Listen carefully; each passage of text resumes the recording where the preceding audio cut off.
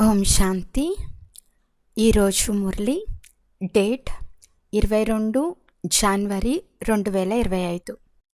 బాబా చెప్తున్నారు, మధురమైన పిల్లల్లారా, ఇది అనాదిగా తయారు చేయబడిన డ్రామా. ఇది చాలా బాగా తయారు చేయబడింది.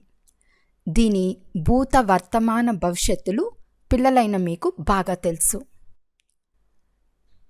ప్రశ్న: ఏ ఆకర్షణ వలన ఆత్మలంతా ఆకర్షింపబడి మీ వద్దకు వస్తారు? జవాబు: పవిత్రత మరియు యోగముల ఆకర్షణ ఆధారంపై వస్తారు. దీని ద్వారానే మీ వృద్ధి జరుగుతూ ఉంటుంది. పోను పోను తండ్రిని వెంటనే తెలుసుకుంటారు. ఇంతమంది వారసత్వంను తీసుకోవటం చూసి చాలామంది వస్తారు. సమయము ఎంత గడుస్తూ ఉంటుందో అంత మీలో ఆకర్షణ పెరుగుతూ ఉంటుంది. ఓం శాంతి. ఆత్మలైన మనము పరంధామం నుండి వచ్చామని ఆత్మీక పిల్లలైన మీకు తెలుసు. ఇది మీ బుద్ధిలో ఉంది కదా. ఎప్పుడైతే ఆత్మలన్నీ వచ్చేసి కొద్దిమంది మాత్రమే మిగిలి ఉంటాయో అప్పుడు బాబా వస్తారు. ఇప్పుడు పిల్లలైన మీకు ఎవరికైనా అర్థం చేయించటం చాలా సహజం. దూరదేశంలో ఉండే తండ్రి అందరికంటే వెనుక వస్తారు. ఇక కొన్ని ఆత్మలు మాత్రమే అక్కడ మిగిలి ఉంటాయి. ఇప్పటి వరకు కూడా జనాభా వృద్ధి అవుతూనే ఉంది కదా. తండ్రి గురించి ఎవ్వరికీ తెలియకుంటే రచన ఆది మధ్యాంతాలను ఎలా తెలుసుకుంటారు? ఇది బేహద్ డ్రామా కదా. కావున డ్రామాలోని పాత్రధారులకు ఇది తెలిసి ఉండాలి.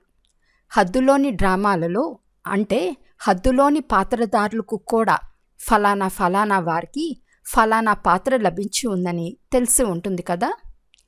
ఏ విషయం గతించి ఉంటుందో దాని గురించి చిన్న డ్రామాగా తయారు చేస్తారు. భవిష్యత్తు గురించి తయారు చేయలేరు. గడిచిపోయిన దాన్ని తీసుకుని దానికి ఇంకా కొన్ని కథలను చేర్చి డ్రామాలను తయారు చేస్తారు. దానినే అందరికీ చూపిస్తారు.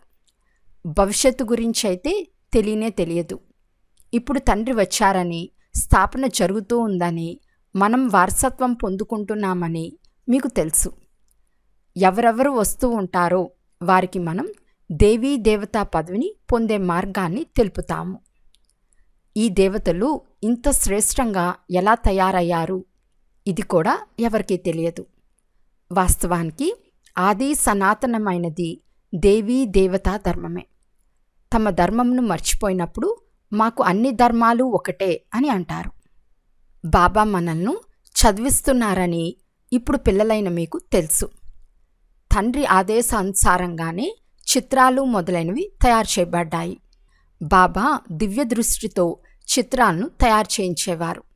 కొందరు తమ బుద్ధిశక్తితో కూడా తయారు చేస్తారు.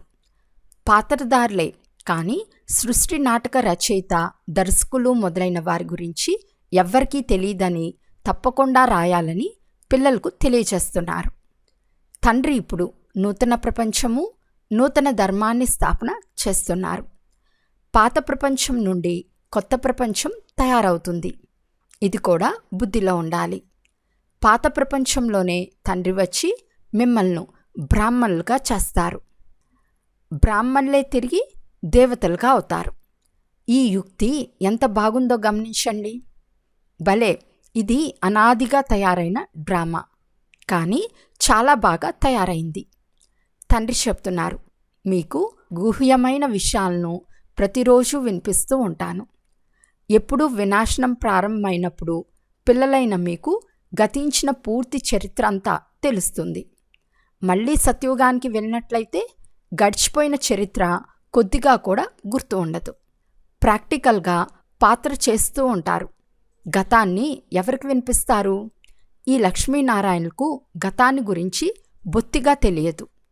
వినాశనం ఎలా జరుగుతుందో, రాజ్యం ఎలా ఉంటుందో, భవనాలు ఎలా నిర్మిస్తామో, గతము, వర్తమానము, భవిష్యత్తులన్నీ మీ బుద్ధిలో ఉన్నాయి. భవనాలు తప్పకుండా తయారవుతాయి కదా. స్వర్గ దృశ్యంలే వేరుగా ఉంటాయి. ఎలా ఎలా పాత్రను అభినయిస్తూ ఉంటామో అన్నీ తెలుస్తాయి. దీన్ని అనవసరంగా రక్త నదులు ప్రవహించే ఆట అని అంటారు. అనవసరంగా నష్టం కలుగుతూ ఉంటుంది కదా. భూకంపాలు వస్తాయి, తద్వారా ఎంత నష్టం సంభవిస్తుంది. బాంబులు వేస్తారు, ఇది అనవసరం కదా. ఎవరూ ఏమీ చేయరు, వినాశనం అయింది, తప్పకుండా మారణ హోమం జరిగింది అని విశాల బుద్ధి కలిగిన వారు తెలుసుకుంటారు. ఇటువంటి డ్రామా కూడా తయారు చేస్తారు. ఇది అర్థం చేసుకోగలరు కూడా. ఏదో సమయంలో ఎవరి బుద్ధిలోనో టచ్ అవుతుంది. మీరు ప్రాక్టికల్గా ఉన్నారు, మీరు ఆ రాజధానికి మాలికులుగా కూడా అవుతారు. ఇప్పుడు ఆ కొత్త ప్రపంచంలోకి తప్పకుండా వెళ్ళాలని మీకు తెలుసు. ఎవరైతే బ్రాహ్మణులుగా అవుతారో, బ్రహ్మ ద్వారా లేక బ్రహ్మకుమార్ కుమారీల ద్వారా జ్ఞానాన్ని తీసుకుంటారో వారు అక్కడకు వచ్చేస్తారు. మీ గృహస్థ వ్యవహారంలోనే ఉంటారు కదా. చాలామందిని గురించి తెలుసుకోలేరు కూడా. సేవా కేంద్రాలకు ఎంతోమంది వస్తారు, అందరూ జ్ఞాపకం కూడా ఉండరు. ఎంతమంది బ్రాహ్మణులు ఉన్నారు, వృద్ధి అవుతూ అవుతూ లెక్కలేనంతమంది అవుతారు. ఖచ్చితమైన లెక్క తీలేరు. ఖచ్చితంగా మా ప్రజలు ఎంతమంది ఉంటారో రాజుకు తెలియదు. భలే జనాభా లెక్కలు మొదలైనవి తయారు చేస్తారు, అయినా వ్యత్యాసం ఉంటుంది. ఇప్పుడు మీరు కూడా విద్యార్థులే, ఇతను కూడా విద్యార్థియే. సోదరులందరూ ఒక్క తండ్రినే స్మృతి చేయాలి. బాబా బాబా అని అనమని చిన్నపిల్లలకు కూడా నేర్పించబడుతుంది. ముందు ముందు తండ్రిని వెంటనే తెలుసుకోగలరని మీకు తెలుసు. ఇంతమంది ఆస్తి తీసుకుంటూ ఉండటం చూసి చాలామంది వస్తారు. ఎంత ఆలస్యం జరుగుతుందో అంత మీలో ఆకర్షణ పెరుగుతూ ఉంటుంది. పవిత్రంగా అవ్వటం వల్ల మీలో ఆకర్షణ ఉంటుంది. ఎంత యోగంలో ఉంటారో అంత ఆకర్షణ ఉంటుంది. ఇతరులు కూడా ఆకర్షిస్తారు, తండ్రి కూడా ఆకర్షిస్తారు కదా. చాలా వృద్ధి చెందుతూ ఉంటుంది. దాని కొరకు యుక్తులు కూడా రచింపబడుతున్నాయి. గీతా భగవానుడు ఎవరు? కృష్ణుని స్మృతి చేయటం చాలా సులభం. వారు సాకార రూపం కదా. నన్ను స్మృతి చేయండి అని నిరాకార తండ్రి చెప్తున్నారు. ఆధారమంతా ఈ స్మృతిపైనే ఉంది. అందుకే బాబా చెప్తారు, ఈ విషయం గురించే అందరి చేత రాయిస్తూ ఉండండి. పెద్ద పెద్ద లిస్టు తయారు చేసినట్లయితే మనుషులకు తెలుస్తుంది. బ్రాహ్మణులైన మీరు పక్కా నిశ్చయబుద్ధి కలవారిగా అయినప్పుడు వృక్షం వృద్ధి చెందుతూ ఉంటుంది. మాయా తుఫాన్లు కూడా చివరి వరకు వస్తాయి. విజయం పొందుకున్న తర్వాత పురుషార్థం ఉండదు, మాయా ఉండదు. స్మృతిలోనే ఎక్కువగా ఓడిపోతారు. మీరు యోగంలో ఎంత శక్తిశాలిగా ఉంటారో అంత ఓడిపోకుండా ఉంటారు. ఇప్పుడు రాజధాని స్థాపన అవుతూ ఉంది. పిల్లలకు నిశ్చయం ఉంది, మా రాజ్యం వస్తుంది. మేము వజ్ర వైడూర్యాలను ఎక్కడి నుండి తెస్తాము? గనులన్నీ ఎక్కడి నుండి వస్తాయి? ఇవన్నీ ఉండేది నిజమేనా కాదా? ఇందులో తికమక పడే విషయమే లేదు. ఏం జరగాలో అది ప్రాక్టికల్గా చూస్తారు. స్వర్గం అయితే తప్పకుండా తయారవ్వాలి. ఎవరైతే బాగా చదువుతారో వారికి మేము భవిష్యత్తులో రాకుమారులుగా అవుతాము, వజ్ర వైడూర్యాలు భవనాలు ఉంటాయని నిశ్చయం ఉంటుంది. ఈ నిశ్చయం కూడా సేవాదారి పిల్లలకు మాత్రమే ఉంటుంది. ఎవరైతే తక్కువ పదవిని పొందేవారుగా ఉంటారో వారికి భవనాలు మొదలైనవి ఎలా నిర్మిస్తాము అనే ఆలోచనలు కూడా ఎప్పుడు రావు. ఎవరు ఎక్కువగా సర్వీస్ చేస్తారో వారే మెహల్లోకి వెళ్తారు కదా. దాసదాసీలైతే రెడీగా దొరుకుతారు. సేవాదారి పిల్లలకే ఇలాంటి ఆలోచనలు వస్తాయి. ఎవరెవరు మంచి సర్వీస్ చేస్తారో వారు పిల్లలకు కూడా తెలుసు. చదివిన వారి ముందు మేము బరువులు మోస్తామని కూడా తెలుసు. ఉదాహరణకి ఈ బాబా ఉన్నారు. బాబాకు ఆలోచన ఉంటుంది కదా. వృద్ధుడు బాలుని సమానంగా తయారయ్యారు కనుక ఇతని పనులు కూడా బాలుకుని వలె ఉంటాయి. పిల్లలను చదివించటం, నేర్పించటం ఇదొక్కటే వారి కర్తవ్యం. విజయమాలలోని మనులుగా అవ్వాలి అంటే పురుషార్థం కూడా చాలా చేయాలి. చాలా మధురంగా అవ్వాలి. శ్రీమతంను అనుసరించాల్సి ఉంటుంది. అప్పుడే ఉన్నతంగా అవుతారు. ఇది అర్థం చేసుకోవలసిన విషయం కదా. తండ్రి చెప్తారు, నేను ఏదైతే వినిపిస్తానో దానిపై నిర్ణయం తీసుకోండి. ముందు ముందు మీకు ఇంకా సాక్షాత్కారాలు అవుతూ ఉంటాయి. సమీపానికి వచ్చే కొలిది జ్ఞాపకం వస్తూ ఉంటుంది. మన రాజధాని నుండి వచ్చి 5000 సంవత్సరాలయ్యింది. 84 జన్మల చక్రాన్ని తిరిగి వచ్చాము. వాస్కోడిగామా ప్రపంచాన్ని చుట్టి వచ్చాడని అంటారు. మీరు ఈ ప్రపంచంలో 84 జన్మల చక్రాన్ని చుట్టి వచ్చారు. ఆ వాస్కోడిగామా ఒక్కడే వెళ్ళాడు కదా. మీకు 84 జన్మల రహస్యాన్ని అర్థం చేయించే వీరు కూడా ఒకరే. వంశం నడుస్తుంది కనుక మాలో ఎలాంటి దేహాభిమానం లేదు కదా, కంగు తినటం లేదు కదా, ఎక్కడా పాడవటం లేదు కదా అని లోపల పరిశీలించుకోవాలి. మీరు యోగబలంతో ఉంటే, శివబాబాను స్మృతి చేస్తూ ఉంటే మిమ్మల్ని ఎవ్వరూ చెంపదెబ్బ మొదలైనవి వేయలేరు. యోగబలమే ఛత్రఛాయ వంటిది. ఎవరూ ఏమీ చేయలేరు. ఒకవేళ ఎవరైనా దెబ్బతిన్నారు అంటే తప్పకుండా దేహాభిమానం ఉంటుంది. ఆత్మాభిమాన్ని ఎవ్వరూ దెబ్బ వేయలేరు. తప్పు తనదే అయి ఉంటుంది. ఆత్మాభిమానిని ఎవ్వరూ ఏమీ చేయలేరని వివేకం చెప్తుంది. కనుక ఆత్మాభిమానులుగా అయ్యే ప్రయత్నం చేయాలి. అందరికీ సందేశం కూడా ఇవ్వాలి. భగవాను వాచ మన్మనా భవ.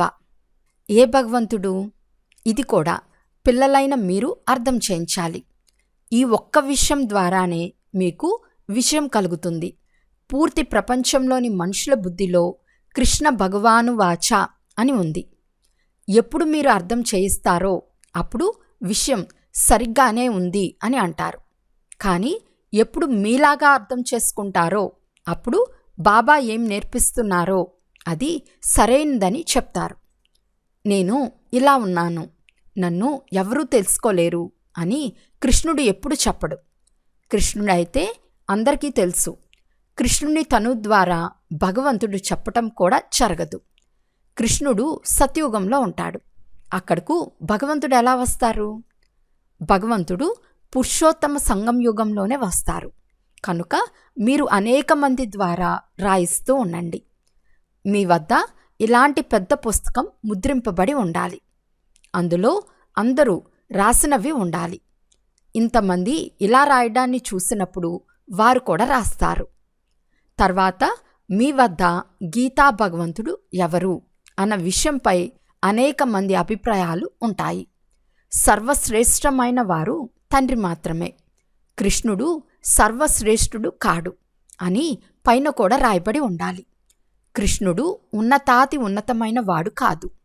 నన్నొక్కర్నే స్మృతి చేయండి అని ఎప్పుడు చెప్పలేడు. బ్రహ్మ కంటే శ్రేష్టమైన వారు భగవంతుడు కదా. ఇదే ముఖ్యమైన విషయం. ఇందులోనే అందరూ దివాలా తీస్తారు. ఇక్కడే కూర్చోవాలి అని బాబా చెప్పరు. సద్గురువును మీ వారిగా చేసుకున్న తర్వాత మీ ఇంటికి వెళ్ళి ఉండండి. ప్రారంభంలో అయితే మీ బట్టి ఉండేది. శాస్త్రాల్లో కూడా బట్టి మాట ఉంది. కానీ బట్టి అని దేనిని అంటారో ఎవరికీ తెలియదు. ఇటుకల బట్టి ఉంటుంది. అందులో కొన్ని పక్కాగా కాల్తాయి, కొన్ని కాలవు, కొన్ని పాడైనవి కూడా ఉంటాయి. ఇక్కడ కూడా చూడండి, బంగారు లేనేలేదు, కానీ రాళ్ళు రెప్పలున్నాయి. పాత వస్తువులకు చాలా విలువ ఉంది. శివబాబాకు దేవతలకు కూడా గౌరవం ఉంది కదా. సత్యుగంలో విలువు అనే మాటే ఉండదు. అక్కడ పురాతన వస్తువులను ఎవ్వరూ కూర్చుని వెతకరు. అక్కడ కడుపుల నిండి సంతుష్టంగా ఉంటారు. వెతకవలసిన అవసరం ఉండదు. మీకు తవ్వవలసిన అవసరమూ ఉండదు. ద్వాపరం తర్వాతనే తవ్వటం ప్రారంభిస్తారు. ఇళ్లల్లో నిర్మించినప్పుడు ఏదైనా వెలికి వచ్చినట్లయితే క్రింద ఏమో ఉంది అని భావిస్తారు. సత్యుగంలో మీకు ఏ చింత ఉండదు. అక్కడంతా బంగారమే బంగారం ఉంటుంది. ఇటుకలు కూడా బంగారువే ఉంటాయి. కల్పక్రితం ఏం జరిగిందో, ఏది నిర్ణయమై ఉందో, కల్పక్రితం ఏం జరిగిందో ఏది నిర్ణయమై ఉందో అదే సాక్షాత్కారం అవుతుంది. ఆత్మలను పిలవటం జరుగుతుంది. అది కూడా డ్రామాలో నిర్ణయింపబడి ఉంది. ఇందులో తికమక పడే అవసరం లేదు. ప్రతి క్షణం పాత్ర నడుస్తుంది, మళ్ళీ అదృశ్యమైపోతుంది. ఇది చదువు. భక్తి మార్గంలో అనేక చిత్రాలున్నాయి. మీ ఈ జ్ఞాన మార్గంలోని చిత్రాలన్నీ అర్ధసహితమైనవి. అర్ధరహితంగా ఏ చిత్రమూ లేదు. మీరు అర్థం చేయించినంత వరకు ఎవ్వరూ అర్థం చేసుకోలేరు. అర్థం చేయించేవారు బుద్ధివంతుడు, జ్ఞానపూర్ణుడు అయిన తండ్రి ఒక్కరే. ఇప్పుడు మీకు ఈశ్వర్య మతం లభిస్తుంది. మీరు ఈశ్వర్య వంశానికి లేక కులానికి చెందినవారు. ఈశ్వరుడు వచ్చి వంశాన్ని స్థాపన చేస్తారు. ఇప్పుడు మీకు రాజ్యం ఏదీ లేదు. ఒకప్పుడు రాజధాని ఉండేది, ఇప్పుడు లేదు. దేవీ దేవతలకు కూడా ధర్మం తప్పకుండా ఉంది. సూర్యవంశీ, చంద్రవంశీ రాజ్యాలు ఉన్నాయి కదా. గీత ద్వారా బ్రాహ్మణ కులం కూడా తయారవుతుంది. సూర్యవంశీ, చంద్రవంశీ కులాలు కూడా తయారవుతాయి. వేరెవ్వరూ ఉండరు. పిల్లలైన మీరు సృష్టి ఆది మధ్యాంతాలను తెలుసుకున్నారు. ఇంతకుముందు పెద్ద ప్రళయం జరుగుతుందని భావించేవారు. తర్వాత సాగరంలో రావి ఆకుపై కృష్ణుడు వస్తాడని చూపిస్తారు. మొదటి నెంబర్లో కృష్ణుడే వస్తాడు కదా. కానీ సాగరం మాటేమీ లేదు. ఇప్పుడు పిల్లలైన మీకు చాలా మంచి వివేకం లభించింది. ఎవరైతే ఆత్మిక చదువును బాగా చదువుతూ ఉంటారో వారికి సంతోషం కూడా ఉంటుంది. ఎవరైతే బాగా చదువుతారో వారే గౌరవయుక్తంగా ఉత్తీర్ణులు అవుతారు. ఒకవేళ ఎవరితోనైనా మనసు జోడింపబడి ఉంటే చదువుకునే సమయంలో కూడా వారు గుర్తుకు వస్తూ ఉంటారు. బుద్ధి అక్కడకు వెళ్ళిపోతుంది. కనుక చదువు ఎల్లప్పుడూ బ్రహ్మచర్యంలోనే చదువుకుంటారు. ఒక్క బాబాపైకి తప్ప బుద్ధి వేరెక్కడికి వెళ్ళరాదని ఇక్కడ మీకు అర్థం చేయించబడుతుంది. కానీ చాలామందికి పాత ప్రపంచం గుర్తుకొస్తుందని తెలుసు. అప్పుడు ఇక్కడ కూర్చుని ఉన్నా వినరు. భక్తి మార్గంలో కూడా ఇలా జరుగుతుంది. సత్సంగంలో కూర్చుని ఉన్న బుద్ధి ఎక్కడికెక్కడికో పరిగెడుతూ ఉంటుంది. ఇది అతి కఠినమైన శక్తివంతమైన పరీక్ష. కొందరు కూర్చుని ఉన్నా వినరు. కొంతమంది పిల్లలకు సంతోషం కలుగుతుంది. ఎదురుగా సంతోషంగా ఊగుతూ ఉంటారు. బుద్ధి తండ్రి జతలో ఉంటే అంతిమతి సోగతి అవుతుంది. దీని కొరకు చాలా పురుషార్థం చేయాలి. ఇక్కడ మీకు చాలా ధనం లభిస్తుంది. అచ్చా, మధురాతి మధురమైన అపురూపమైన పిల్లలకు మాతాపిత బాప్దాదాల ప్రియ స్మృతులు మరియు గుడ్ మార్నింగ్. ఆత్మీక పిల్లలకు ఆత్మీక తండ్రి నమస్తే. ఆత్మీక తండ్రికి ఆత్మీక పిల్లల యొక్క ప్రియ స్మృతులు మరియు నమస్తే నమస్తే నమస్తే. ధారణ కొరకు ముఖ్య సారం. ఫస్ట్ పాయింట్, విజయమాలలోని మణిగా అయ్యేందుకు చాలా మంచి పురుషార్థం చేయాలి. చాలా మధురంగా అవ్వాలి.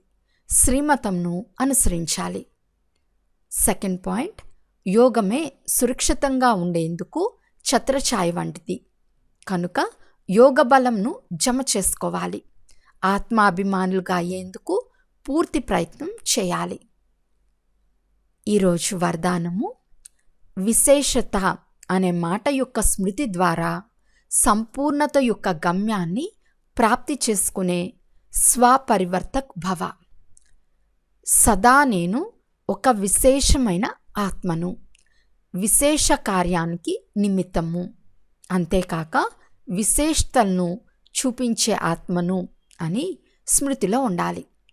విశేషత అనే మాటను విశేషంగా గుర్తుంచుకోండి. మాట్లాడేది కూడా విశేషంగా, చూచేది కూడా విశేషంగా, చేసేది కూడా విశేషంగా, ఆలోచించేది కూడా విశేషంగానే. ప్రతి విషయంలో ఈ విశేషం అనే మాటను తీసుకురావటం వలన సహజంగా స్వపరివర్తకుల నుండి విశ్వ పరివర్తకులుగా అయిపోతారు. అంతేకాక ఎవరికైతే సంపూర్ణతను ప్రాప్తి చేసుకునే లక్ష్యం ఉందో వారు ఆ గమ్యాన్ని కూడా సహజంగానే ప్రాప్తి చేసుకుంటారు. స్లోగన్, విఘ్నాలతో భయపడేందుకు బదులు వాటిని పరీక్షగా భావించి దాటుకోండి. అచ్చా, ఓం శాంతి.